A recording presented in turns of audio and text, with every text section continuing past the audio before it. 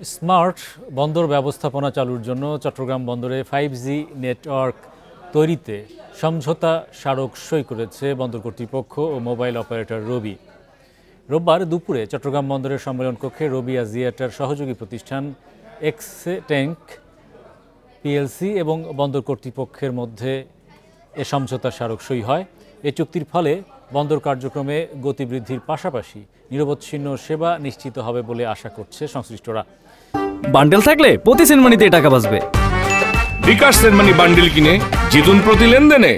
তারা বলেন, চুক্তির আওতায় অটোমেশনের মাধ্যমে বন্দর সুরক্ষা, স্বয়ংক্রিয় পরীক্ষার ল্যাব পরিচালনা, যানবাহন এবং গ্যান্ট্রি ক্রেন পরিচালনায় প্রযুক্তিগত পরিবর্তন আসবে।